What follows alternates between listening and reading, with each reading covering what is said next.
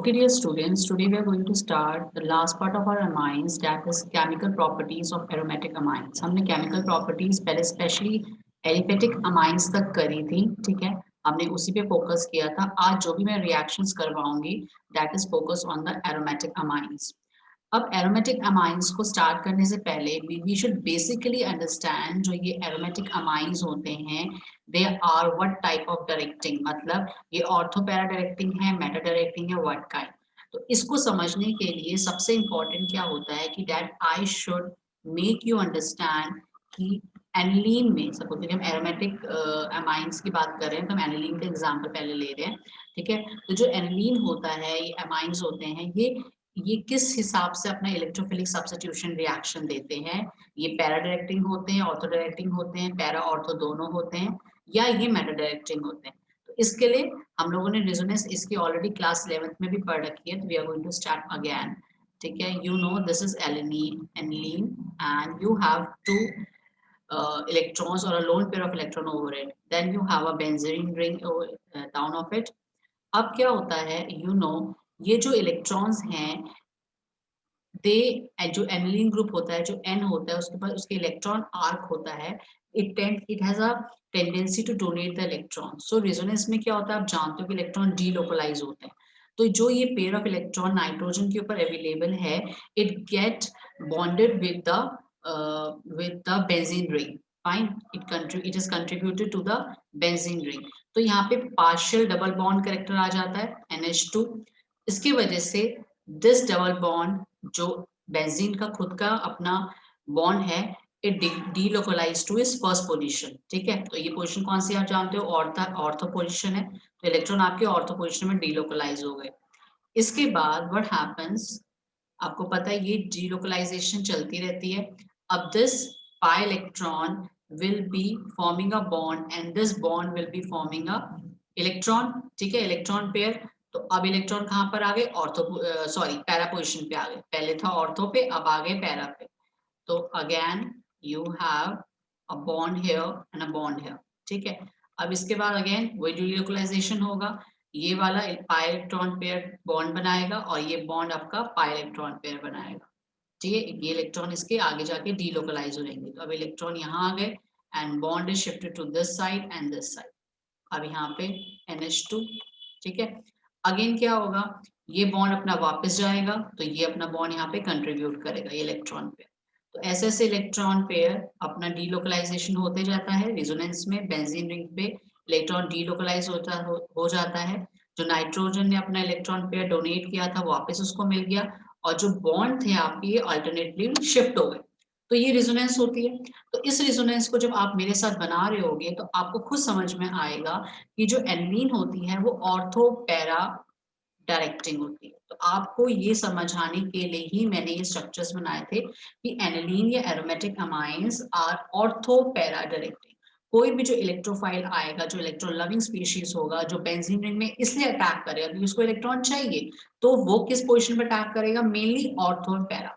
Ortho para directing का मतलब ये नहीं होता कि मेटा नहीं बनता, या तो मेटा बिल्कुल भी नहीं बनता, या बनता है तो बहुत कम क्वांटिटी में बनता है. और ऑर्थो और पैरा में से पैरा जो होता है वो सबसे ज्यादा आपका मेजर प्रोडक्ट होता है, वो ज्यादा क्वांटिटी में बनता है. इसी को ध्यान में रखते हुए we will be doing 3 or 4 types of electrophilic substitution reaction. The first chemical reaction that we are going to study is a halogenation. Halogenation haloalkanes chapter से करते आ रहे हैं. अब इस पोजीशन आप क्या समझना कि मैंने अभी आपको बताया था कि जो एनिलीन होता है वो ऑर्थो पैरा डायरेक्टिंग होता है, बट फॉर दिस इंस्टेंस हमने ब्रोमीन वाटर यहाँ पे डाला है. ठीक है, ब्रोमीन वाटर जब भी हम डालते हैं, फाइन, तो जो ये ब्रोमीन होता है that is an aqua state. तो ये इसकी ऑर्थो पैरा पोजीशन पे ना ऑक्यूपाई होके इसकी तीनों पोजीशन लेता है. कैसे, Br, Br एंड Br. ठीक है, ये आपके लोन पेयर ऑफ इलेक्ट्रॉन्स है. तो ये जो ब्रोमीन है ये आपकी जो आपके ये पूरा आपकी पोजीशन ऑक्यूपाई कर रहा है. ठीक है, तो इसको हम लोग बोलेंगे ट्राई ब्रोमो एनिलीन. अब आप ये बोलोगे कि मैम अभी आप 1 मिनट पहले तो आप कह रहे थे कि ऑर्थो पैरा पोजीशन है, तो इसको ऑर्थो या पैरा प्रोडक्ट बनाना चाहिए था, लेकिन पहली कंडीशन कि ये एक्वस फॉर्म में लिया था मैंने, वाटर फॉर्म में लिया था, ठीक है। तो आपका इसने तीन, ये ज्यादा क्वांटिटी में प्रेजेंट है, ये एक्वस फॉर्म में प्रेजेंट है, पोलैरिटीज की ज्यादा है, तो इसने तीनों पोजीशन ऑक्यूपाई करी। और अगर मेरे को इसकी हैलोजिनेशन ऑर्थो पैरा प्रोडक्ट में बनानी पड़ेगी, तो अब मैं कुछ एक नई चीज आपको समझाऊंगी जो आपने अभी तक किसी भी चैप्टर में नहीं करा। वो समझाने वाली बात यह है कि आपको ये पता है कि ऑर्थो पैरा प्रोडक्ट इसके आसानी से नहीं बन पाएंगे, बनेंगे बट उसके लिए हमें कुछ कंडीशंस को फॉलो करना पड़ेगा। अब वो कंडीशंस क्या है? तो पहले तो अगर आपने ब्रोमीन वाटर डाला है तो वो तीनों पोजीशन ऑक्यूपाई कर देता है, फाइन। लेकिन अगर आप सिर्फ इसका मोनो सब्स्टिट्यूटेड हैलोजिनेशन करना चाहते हो, मोनो सब्स्टिट्यूटेड हैलोजिनेशन मतलब आप सिर्फ इसका एक हैलोजन ग्रुप उसके बेंजीन रिंग पे लगाना चाहते हो, आप चाहते हो कि सिर्फ एक ब्रोमीन लगे, तीनों पोजीशन ऑक्यूपाई ना हो, तो पहली बात तो आप वाटर फॉर्म नहीं यूज करोगे, एक्वस फॉर्म नहीं यूज करोगे। अगर आप एक्वस फॉर्म यूज करोगे तो वो तीनों पोजीशन पे लग जाएगा, जैसे फिनॉल में होता था, पिक्रिक एसिड हम जब बनाते थे। अब पहली कंडीशन तो हमने क्या कि वाटर फॉर्म नहीं लेना, हमने मोनो सब्स्टिट्यूट करना है, तो हम जैसे पहले हैलोजिनेशन करते थे हम वैसे ही करेंगे। लेकिन अगर हम हैलोजिनेशन करते हैं, सपोज मैं चाहती हूँ कि ये ब्रोमीन जाके इस बेंजीन रिंग पे अटैक करे, लेकिन वो नहीं करेगा। उसका रीजन क्या है? उसका ये रीजन है कि जो नाइट्रोजन है उसके ऊपर लोन पेयर ऑफ इलेक्ट्रॉन होता है, और आपको पता है जो ब्रोमीन होता है they are electron loving species. तो ब्रोमीन जो है या कोई भी जो हैलोजन है, ये ऑर्थो या पैरा पोजीशन पे जाने की बजाय ये नाइट्रोजन पे अटैक कर देता है, तो हमें ऑर्थो पैरा प्रोडक्ट नहीं मिलते। तो हमें अब ऐसी कोई कंडीशन रखनी पड़ेगी कि इलेक्ट्रॉन पेयर इसका यहाँ से जो है वो हट जाए, ताकि हमें जो ब्रोमीन है वो नाइट्रोजन पे अटैक ना करके उसके रिंग पे अटैक करे। I think you are getting my point. हम डायरेक्ट हैलोजिनेशन नहीं कर सकते, अगर हम करेंगे तो अगर वो वाटर फॉर्म में हो तो तीनों पोजीशन ले लेगा, और अगर हम मोनो सब्स्टिट्यूट प्रोडक्ट बनाना चाहेंगे, हम लोग नॉर्मल हैलोजिनेशन करेंगे, ब्रोमीन डालेंगे in the presence of FeBr3, तो वो आपका बेंजीन रिंग पे अटैक करने की बजाय वो अटैक कर देगा नाइट्रोजन पे। I will show it to you here, ठीक है। अगर suppose I do bromination like this, अगर मैं यहाँ पे ब्रोमीन डालती हूँ, ठीक है, नॉर्मल ब्रोमीन गैसेस में डालती हूँ FeBr3 के प्रेजेंस में, ठीक है, तो ये आपका जो Br होगा that is going to attack here, क्योंकि यहाँ पे इसको इलेक्ट्रॉन बहुत आसानी से मिल रहा है, फाइन। इस तरह से कुछ प्रोडक्ट बना देगा, फाइन। लेकिन हमें एक्चुअली में ये प्रोडक्ट नहीं चाहिए, हमें क्या चाहिए? ऑर्थो या पैरा पोजीशन पे प्रोडक्ट चाहिए। हमें पता है कि एनिलीन ऑर्थो पैरा डायरेक्टिंग होती है, तो उसको हम कैसे ऑर्थो पैरा डायरेक्टिंग बनाएं? तो ऑर्थो पैरा डायरेक्टिंग बनाने के लिए सबसे इंपॉर्टेंट मैंने आपको बताया कि नाइट्रोजन के जो इलेक्ट्रॉन्स हैं उसको पहले कहीं गायब कर दो, मतलब उसको सेफ गार्ड कर दो। ये क्वेश्चन आता भी है कि एनिलीन का एसिटाइलेशन करा जाता है पहले ही, सॉरी एसाइलेशन किया जाता है पहले, क्यों करा जाता है उसको डायरेक्ट आप हेलोजिनेशन क्यों नहीं कर सकते? क्योंकि इलेक्ट्रॉन पेयर वहां पे प्रेजेंट है, और इलेक्ट्रॉन पेयर प्रेजेंट होने की वजह से ब्रोमीन आपकी रिंग पे अटैक नहीं करेगा, मतलब ऑर्थोपैरा नहीं बनाएगा। तो पहले आप क्या करोगे? सबसे पहले इसको एस्टिक एनहाइड्राइड से रिएक्ट कराओ। I hope you remember the formula of asterisk anhydride. Asterisk anhydride होता है, ठीक है। जब इसको रिएक्ट कराओगे सबसे पहले, तो ये बनाएगा NHCOCH3, ये बनाएगा। अब आप देख सकते हो जो नाइट्रोजन के जो इलेक्ट्रॉन पेयर थे, they are now bonded with carbon, वो कार्बन के साथ बॉन्ड हो चुके हैं, अब वो फ्रीली अवेलेबल नहीं है। अब अगर वो फ्रीली अवेलेबल नहीं है, अब मैं ब्रोमीन को रिएक्ट करा सकती हूँ इसके साथ, ठीक है। Br2, आपको पता है इसका एक और बाय प्रोडक्ट भी बन जाएगा, यहाँ पे CH3COH, एक बाय प्रोडक्ट यहाँ पे बनेगा, यहाँ दिखा दिया मैंने। अब ब्रोमीन अगर आप डालते हो तो एक आपका बनेगा NHCOCH3 Br at ortho position, it is a minor product, ठीक है। एंड जो नेक्स्ट बनेगा आपका, ठीक है, दैट विल बी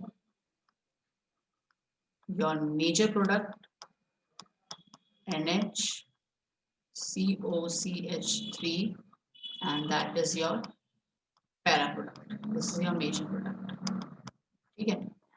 अब ये बनने के बाद मुझे वापस अपना एलिलीन चाहिए, क्योंकि मैंने तो बीच में उसको सेव गार्ड किया था। अब तो मेरा ब्रोमीन लग चुका है। अब मेरा अगर ब्रोमीन लग चुका है तो मेरे को अब जरूरत नहीं है कि मैं उसको अब और सेव गार्ड करूं, ऑलरेडी मेरे को जो काम करना था वो हो चुका है। तो अब मैं क्या करूंगी, I am just going to hydrolyze it. ठीक है, इन दोनों को मैं इकट्ठे दिखा रही हूँ। इन दोनों में ही मैं क्या डालूंगी, वाटर डालूंगी। ठीक है, in the presence of acid. तो ये दोबारा से मेरा बन जाएगा, एमाइड ग्रुप जो था एनिलीन में कन्वर्ट हो जाएगा।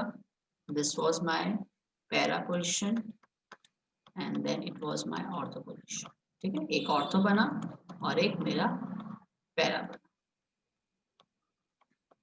तो मेन बात हमने क्या सीखी है कि अगर आप हाइड्रोलिसिस करते, अगर आपको किसी भी एनिलीन ग्रुप की, एरोमेटिक कंपाउंड की अगर आपको हेलोजिनेशन करनी है या कोई भी उसमें इलेक्ट्रोफाइल लगाना है, तो पहले आपको उसको सेफगार्ड करना पड़ेगा। और सेफगार्ड आप कैसे करोगे, उसकी एसाइलेशन करके करोगे। और एसाइलेशन करने से वो सेफगार्ड हो जाएगा उसका इलेक्ट्रॉन पेयर, फिर आप अपने ऑर्थो पैरा प्रोडक्ट बना सकते हो। ठीक है, this is done. Now next topic that we are going to come is nitration. ठीक है, नाइट्रेशन आप जानते हो कि आपका NO2 ग्रुप लगता है। अब नाइट्रेशन आपने करी है, तो नाइट्रेशन में देखो क्या होगा कि नाइट्रेशन करते वक्त जो ये NH2 ग्रुप है, again the electron pair is available. Fine, electron pair कहाँ पर है आपका, नाइट्रोजन के ऊपर है। इलेक्ट्रॉन पेयर नाइट्रोजन के ऊपर है। तो ये देखा कि अगर हम नाइट्रेशन करते हैं तो अगेन बहुत ही प्रॉब्लम होती है कि 3 प्रोडक्ट्स बन जाते हैं। एक तो बनता है ऑर्थो, एक बनता है पैरा, क्योंकि मैंने कंसंट्रेटेड डाला है, वो जाएगा तो रिंग के ऊपर ही, लेकिन वो पोजीशन बहुत अलग अलग, सॉरी वो जो पोजीशन है, not bromine, it is NO2। यहाँ पे NO2 लगा मेटा पे, और लास्ट बना मेरा ऑर्थो। तो आप देख रहे हो अगर आप एनिलीन की नाइट्रेशन करते हो तो आपको तीनों प्रोडक्ट्स मिल रहे हैं। ठीक है, अब प्रॉब्लम क्या होती है, the what we say para is in 51%, meta is just 2% and your ortho is लगभग 47%। ठीक है, तो अब इस कंडीशन में I should say one thing, ये डाटा थोड़ा सा गलत हो गया। It is 2% here, I am sorry, and it is 47% here. तो जो मेटा होता है वो 47% करेक्ट हो जाता है, तो ऑर्थो की जो क्वांटिटी होती है वो कम हो जाती है। तो इस सिचुएशन से बचने के लिए हम लोग क्या कर सकते हैं कि हम लोग इसको पहले सेफ गार्ड कर लें, जैसे हमने पहले किया हम वही करते हैं। तीनों प्रोडक्ट बन जाते हैं और तीनों को डिस्ट्रक्टिव डिस्टिलेशन से अलग करना थोड़ा मुश्किल होता है। तो इस कंडीशन से बचने के लिए हम लोग, जैसे हम लोग पहले सीख रहे थे कि हमें सेफ गार्ड करना चाहिए, तो हम दोबारा से इसको सेफ गार्ड करेंगे। NHCOCH3 कैसे बनाया था हम लोगों ने, हमने एलिनीन की पहले एसाइलेशन करी थी। ठीक है, अगर आप चाहते हो कि I should do it from the starting, तो हम स्टार्टिंग से कर लेते हैं। हमने एलिनीन ले लिया। ठीक है, एलिनीन पे पेयर प्रोडक्ट है, यहाँ इलेक्ट्रॉन है।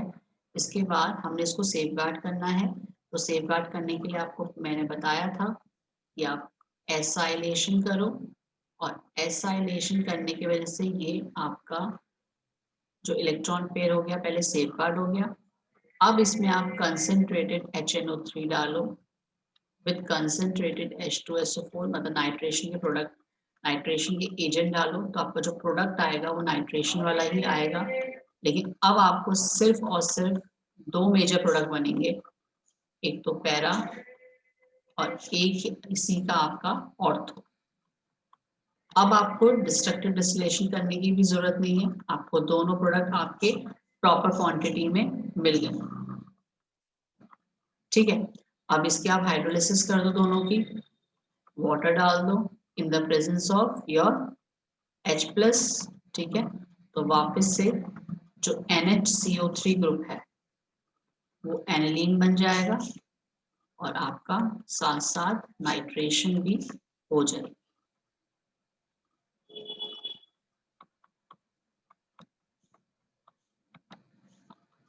तो बेसिकली आपने क्या सीखा कि आपका, अगर आप एलिनिन को सेव गार्ड करते हो तभी ही आपको अच्छे से ऑर्थो और पैरा प्रोडक्ट मिलते हैं। This is para nitro alanine and this is ortho nitro alanine. ठीक, सो ये तो हुई नाइट्रेशन और आपकी हेलोजिनेशन की बात। ध्यान इसमें यही रखना है कि अगर आपको ऑर्थो पैरा जो है प्रोडक्ट्स वो मेजर क्वांटिटी में चाहिए तो आपको उसकी पहले सेफगार्ड करना पड़ेगा एनिलीन को, उसके बाद आपको अपना पर्टिकुलर पॉइंट या पर्टिकुलर रिएक्शन कैरी ऑन करना पड़ेगा। Next topic that we are going to study is sulfonation और अंदर पैकेट है written zwitterion। ठीक है, अब ये होता क्या है? सल्फोनेशन इसकी ड्रास्टिक कंडीशंस में होती है due to presence of the electron pair. इसकी जो सल्फोनेशन होगी वो नॉर्मल कंडीशंस में नहीं होती, उसे बहुत हाई टेम्परेचर देना पड़ता है।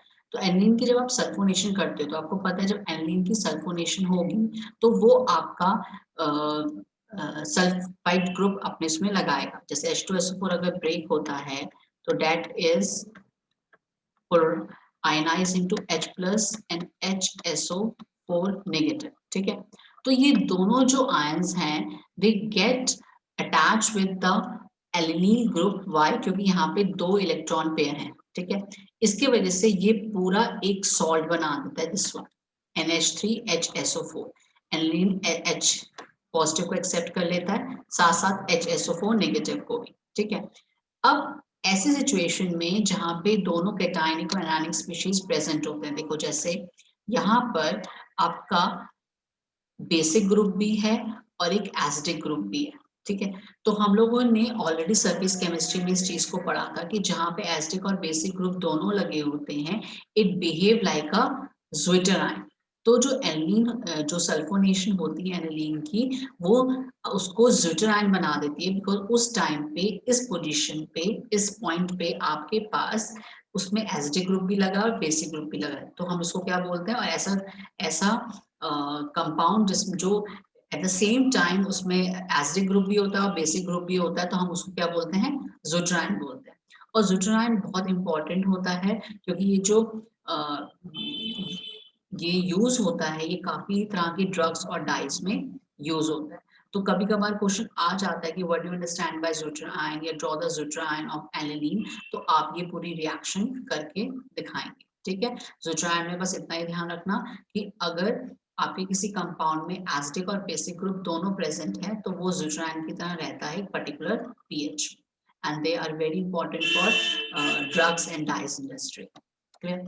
Now next topic that we are going to study is our Friedel-Crafts alkylation. Friedel-Crafts alkylation. But unfortunately, aniline does not undergo Friedel-Crafts reaction. अब ये भी क्वेश्चन बन गया। अब इसका रीजन क्या है? ठीक है, it does not go Friedel-Crafts alkylation. ठीक है, एल्काइलेशन आपको पता है ना, CH3Cl डालना। ठीक है, आप कोई भी एल्काइल ग्रुप डालते थे AlCl3 की प्रेजेंस में। अब कहानी यहाँ पे बदल जाती है।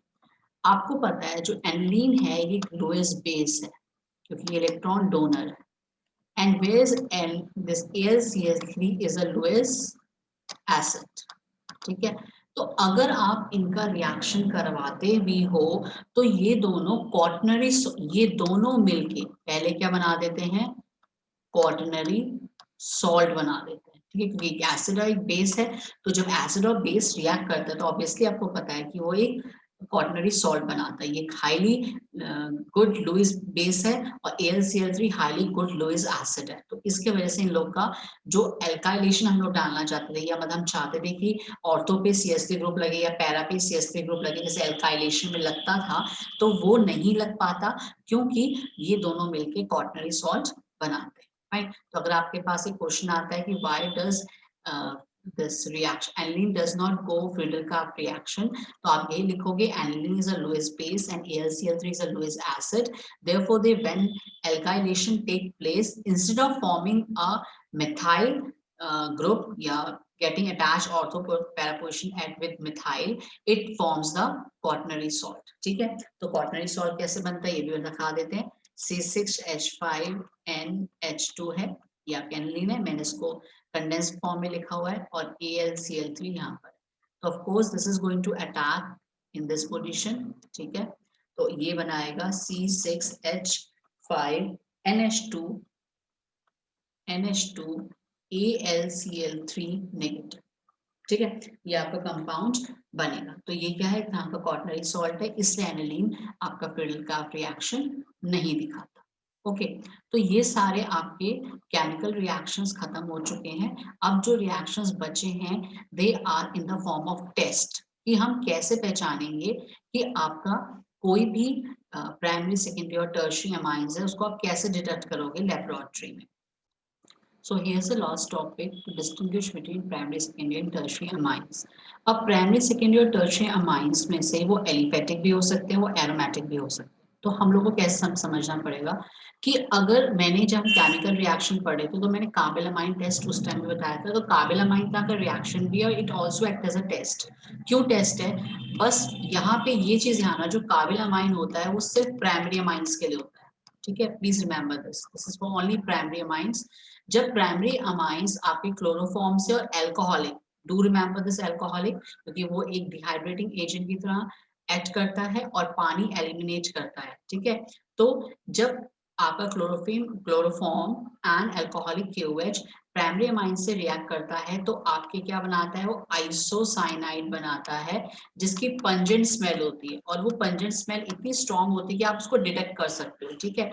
तो इसलिए अगर आपके सामने दो अमाइंस आते हैं और वो एलिफेटिक है, प्लीज रिमेंबर एलिफेटिक, ठीक है, फाइन, वो एलिफेटिक है, तो आप आराम से इसको काबिल अमाइन टेस्ट को दे सकते हो। इसके साथ एक और चीज है, अगर वो अमाइन एरोमेटिक है, ठीक है, एलिफेटिक के साथ वो एरोमेटिक है, लेकिन वो दोनों ही प्राइमरी अमाइन है, फाइन। अगर वो किसी और के साथ आता है, जैसे प्राइमरी वाला सेकेंडरी के साथ आ गया, प्राइमरी वाला टर्शियरी के साथ आ गया, तो आप काबिल अमाइन टेस्ट दे देना। लेकिन अब अगर ये सिचुएशन आई कि दोनों ही प्राइमरी है और दोनों ही एलिफेटिक है, दोनों ही प्राइमरी हैं और दोनों, एक एलिफेटिक एक एरोमेटिक है, ठीक है। अगर प्राइमरी को आप सेकेंडरी और टर्शियरी के अपोजिट टेस्ट करना चाहते हो तो काबिल अमाइन से बेस्ट कुछ नहीं होता, प्राइमरी को सेकेंडरी या टर्शियरी के अगेंस्ट। लेकिन प्राइमरी को अगर आप प्राइमरी आ गया और प्राइमरी को प्राइमरी से ही डिस्टिंग्विश करना, एक प्राइमरी एलिफेटिक आ गया, सपोज एनिलीन दे, उन्होंने दे दिया आपका C2H5NH2, ठीक है, और दूसरा दे दिया एनिलीन C6H5NH2। अब ये दोनों ही प्राइमरी हैं, तो अब तब हम क्या करेंगे, तब तो हम ये टेस्ट नहीं दे सकते, ठीक है। तो इस टेस्ट को कब देना है, प्राइमरी अमाइन के लिए अगेंस्ट सेकेंडरी या tertiary, only for primary amine, it whether can be aliphatic और एरोमेटिक। अगर जैसे आ गया एलिलीन आ गया और 2 डाई मिथाइल आपका एमाइन आ गया, ठीक है, तो ये इथेनामाइन आ गया, तो आप इसको दे सकते हो, फाइन। तो this is test only for primary amine, please remember primary amine aliphatic also and primary amine aromatic also, दोनों के लिए है। अब जो सिचुएशन मैंने आपके सामने बताई थी कि अगर प्राइमरी एमाइंस के साथ आपका एनिलीन आ गया और प्राइमरी अमाइन के लिए आपका सपोज इथेनामाइन आ गया, दोनों ही प्राइमरी अमाइंस हैं, ठीक है। तो अब आप क्या करोगे, तो अगर एक एलिफेटिक है और एक एरोमेटिक है, तो सबसे इंपॉर्टेंट क्या होता है, आप उसमें होनो टेस्ट दे दो, जिसको हम बोलते हैं एजोडाई टेस्ट। ये किसके लिए दिया है मैंने, when primary aromatic versus primary aliphatic, ये तब है, ठीक है। पुराना वाला क्या था, प्राइमरी काबिल अमाइन जो था primary against your secondary and tertiary, ये प्राइमरी वर्सेस प्राइमरी है but aromatic and aliphatic, clear. तो इसमें आप क्या करोगे, आप होनो डाल दो, इसको हम एजोडाइट एसिड बोलते हैं, होनो को हम नाइट्रस एसिड भी बोलते हैं, ये रिएक्शन हम लोगों ने पहले भी करा हुआ है। अगर आप नाइट्रस एसिड डालते हो in the presence of your hydrochloric acid, ठीक है, तो आपका वाटर एलिमिनेट हो जाता है और आपका क्या कंपाउंड बनता है, ये आप कंपाउंड ऑलरेडी 10th चैप्टर में पढ़ चुके हो, बेंजीन डाइजोनियम सॉल्ट, ठीक है।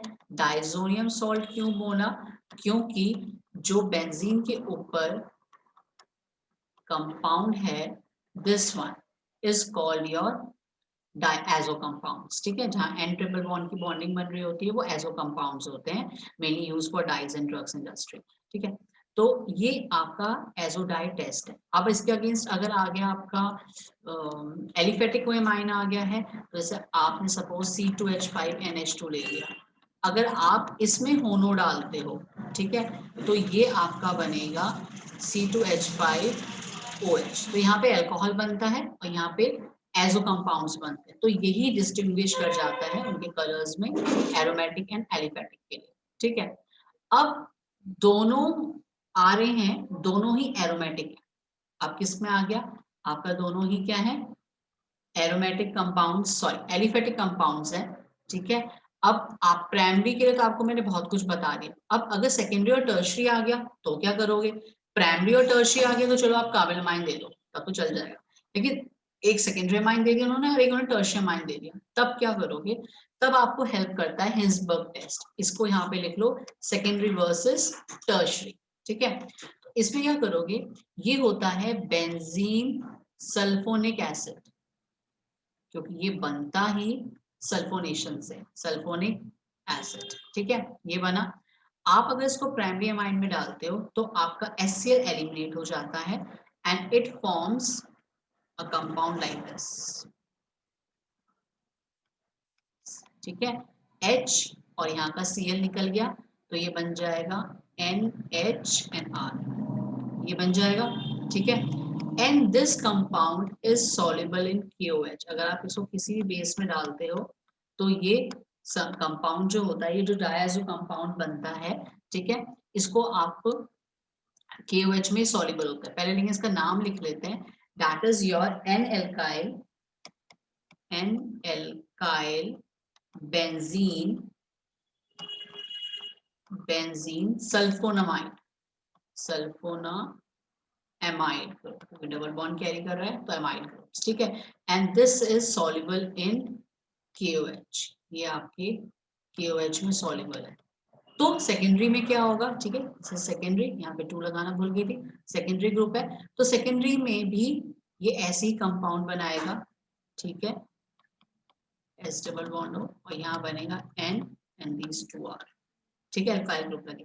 अब यहाँ पे 2 अल्काइल ग्रुप्स हैं, टर्शरी ग्रुप चल रहा है, तो ऑफ कोर्स हम लोग क्या लिखेंगे, NN एल्काइल बेंजीन सल्फोनाइड, नाम वही आएगा, ठीक है, बस यहाँ पे डाई अल्काइल हो जाएगा, डाई अल्काइल बेंजीन सल्फोनामाइड, ठीक है, ये हो गया। तो प्राइमरी और सेकेंडरी का समझ में आया। अब लेकिन उन दोनों में डिफरेंस क्या है, डिफरेंस ये है कि this is insoluble in KOH, QH में इनसॉल्युबल है, ठीक है। तो अब टर्शरी का क्या, टर्शरी रिएक्ट ही नहीं करता, tertiary does not give Hinsberg test, ठीक है। तो ये टेस्ट है पहला, इसकी समरी लेते हैं आराम से। अगर प्राइमरी अल्कोहल आता है वर्सेस सेकेंडरी या टर्शरी, ठीक है, तो आप, अब वो प्राइमरी एलिफेटिक भी हो सकता है, एरोमेटिक भी हो सकता है, तो आप आराम से कार्बिल अमाइन दे दो, ठीक है। अगर प्राइमरी एलिफेटिक और प्राइमरी एरोमेटिक आता है तो यू गिव योर होनो टेस्ट या एजोडाइट टेस्ट, ठीक है, होनो टेस्ट आप दे दो। अब सेकेंडरी वर्सेस टर्शरी आता है सपोज, ठीक है, तो आप क्या दे दो, हिंसबर्ग, ठीक है, this and this is specially for aliphatic only. So this is the summary chart of your amine. So with this we come to an end with the amine chapter. Any doubts are most welcome and on the WhatsApp, and you will get your notes on the WhatsApp group.